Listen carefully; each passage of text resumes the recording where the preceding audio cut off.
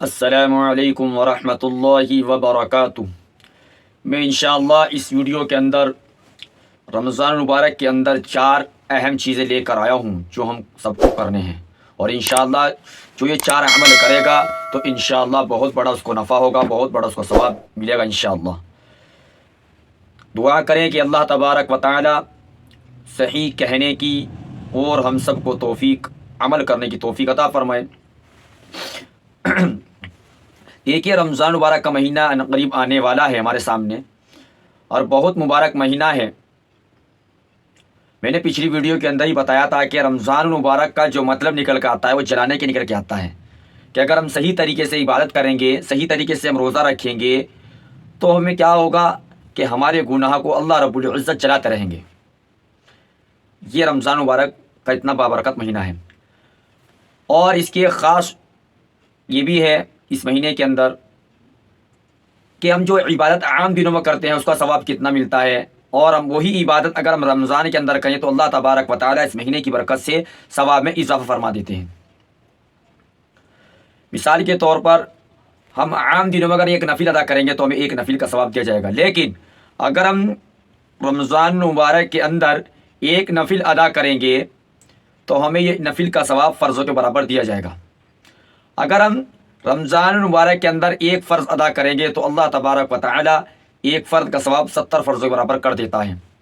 اسی طریقے سے عام دنوں کے اندر قرآن کریم پڑھتے ہیں، عام دنوں میں ہم قرآن شریف کی تلاوت کرتے ہیں تو ہمیں ایک نیکی ملتی ہے، اور وہ ایک نیکی 10 نیکی کے برابر ملتی ہے۔ تو اگر وہی حرف وہی قرآن اگر ہم رمضان کے اندر پڑھیں گے تو اللہ رب العزت ایک حرف پر 70 نیکیاں دیں گے۔ گویا کہ اگر کوئی شخص ایک قرآن کریم پورا کرتا ہے رمضان کے اندر تو اس کو 70 قرآن کریم کا ثواب ملتا ہے، اور اللہ تبارک و تعالیٰ چاہے جتنا بڑھا کے دے سکتا ہے، بشرطے کہ قرآن کو قرآن کے طریقے پر پڑھا گیا ہو، قرآن کو سمجھ کر پڑھا گیا ہو، کہ یہ نہیں کہ جلد بازی ہم نے قرآن کریم کو نعوذ باللہ غلطی پڑھ دیا، کیونکہ بہت ساری جگہ دیکھا جاتا ہے کہ ریس لگتی ہے کہ دیکھتے ہیں پہلے پارا کون پورا کرتا ہے، حالانکہ وہ صحیح بھی نہیں پڑھتا۔ تو ہمیں تجوید کا خیال کرتے ہوئے، گنہ اخفا کرتے ہوئے ہمیں دھیان رکھنا چاہیے کہ قرآن کریم کو کیسے پڑھنا چاہیے، اس چیز کا خاص طور سے دھیان رکھنا چاہیے، کیونکہ رمضان مبارک کا مہینہ بہت مبارک مہینہ ہے، تو اللہ تبارک و تعالی اس مہینے کے اندر ثواب میں اضافہ فرما دیتے ہیں۔ تو ہمیں 4 کام کون کون سے کرنے ہیں، سب سے پہلے تو آپ وہ سماعت فرمائیں۔ نمبر 1، سب سے پہلے میں اول کلمہ کی کثرت کرنی ہے، اور ہو سکے چلتے پھرتے اٹھتے بیٹھتے پڑھتے رہنا چاہیے۔ اگر اتنا نہ ہو سکے، ایک تسبیح صبح، ایک تسبیح دوپہر، ایک تسبیح شام، یا ایک سوتے وقت۔ اور کس طریقے سے پڑھنا ہے اول کلمہ؟ لا الہ الا اللہ، لا الہ لا الہ الا اللہ محمد رسول اللہ کہنا ہے۔ پھر اس کے بعد 10 مرتبہ کہنا ہے، 10 یا 12 مرتبہ لا الہ الا اللہ، لا الہ الا اللہ، لا الہ الا اللہ۔ جب یہ 10-12 مرتبہ پورے ہو جائیں اس کے بعد پھر ہمیں کیا کہنا ہے؟ لا الہ الا اللہ محمد الرسول اللہ صلی اللہ علیہ وسلم۔ سب سے پہلا کام تو ہمیں اس کی یہ کرنا ہے، کثرت سے اول کلمہ پڑھنا ہے۔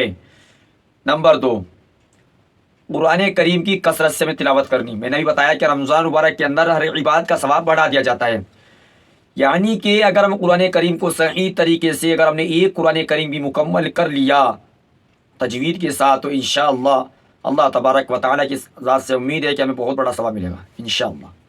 تو اس کا خاص دھیان رکھنا ہے۔ اب بہت سارے حضرات ایسے ہیں کہ قرآن کریم نعوذ باللہ ان کا رمضان کے اندر بھی ایک مکمل نہیں ہوتا، بڑے افسوس کی بات ہے۔ کیوں؟ اس کی وجہ یہ ہے کہ ہم پورے سال قرآن کریم کو کھول کر نہیں دیکھتے۔ بس ہم نے قرآن کریم کو ایک ایسی کتاب سمجھ لیا کہ اگر کہیں قسم کی ضرورت پڑے گی تو قرآن کی قسم کھا لیں گے، یا کسی کے یہاں میت ہو گئی تو ہم نے قرآن کریم پڑھوا لیا، قرآن کریم کی پٹی کھلوا لی، قرآن کریم کی تلاوت کروا لی۔ بس ہم نے ایک قسم کھانے کے لیے اور ایک مرنے والوں کے لیے بس یہ سمجھ رکھا ہے۔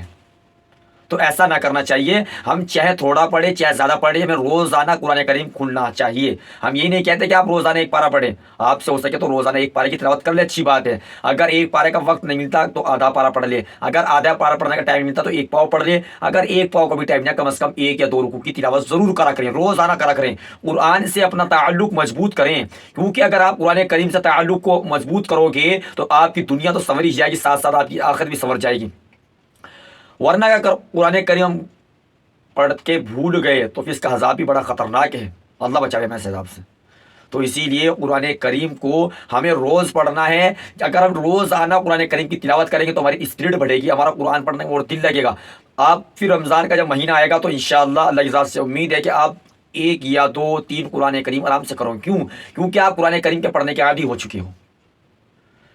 اب بہت سارے حضرات ایسے ہیں جو قرآن کریم نہیں پڑھے ہوئے، میں ان سے کہنا چاہوں گا اگر آپ پر وقت ہے، وقت نکالے، تھوڑا سا اپنے ائمہ حضرات سے ٹائم لے، اور ان سے ٹائم لینے کے بعد پابندی کرے پڑھنے کی، اور ہو سکے قرآن شریف پڑھنے کی کوشش کریں۔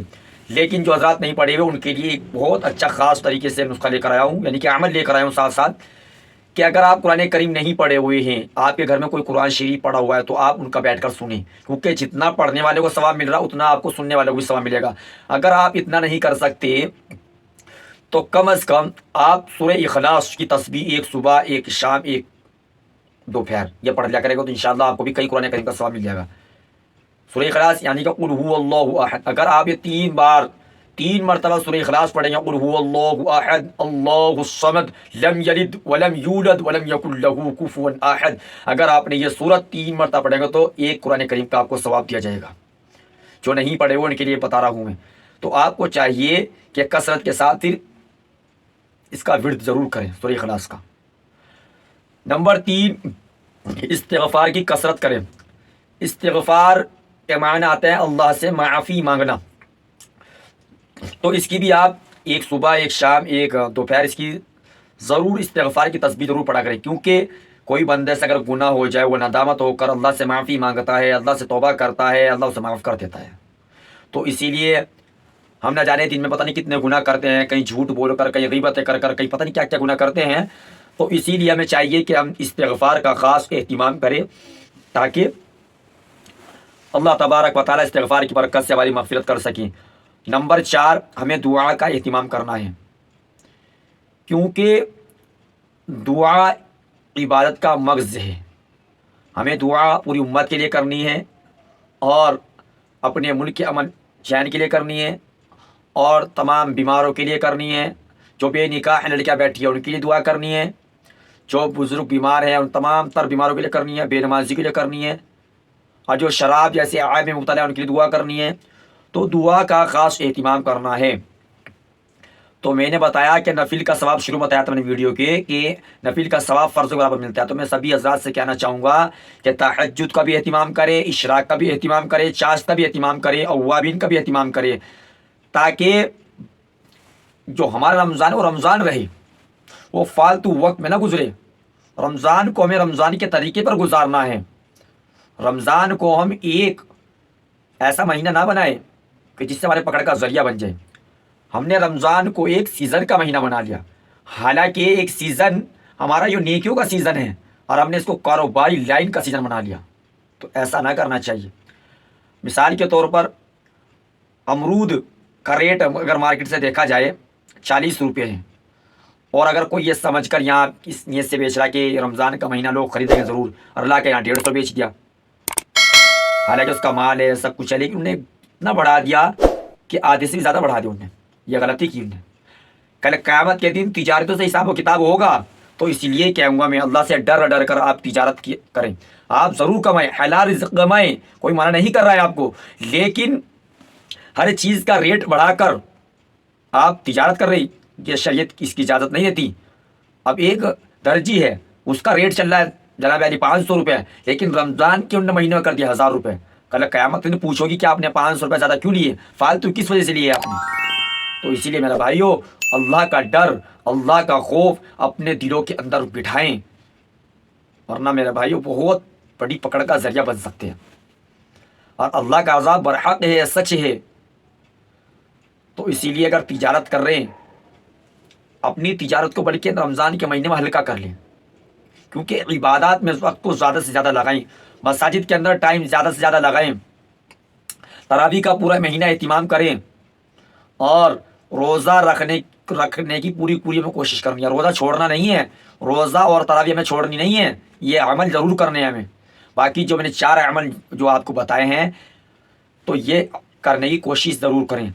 ملتے ہیں نیکسٹ ویڈیو، جب تک کہ آپ مجھے اجازت دے دیں۔ السلام علیکم ورحمۃ اللہ وبرکاتہ۔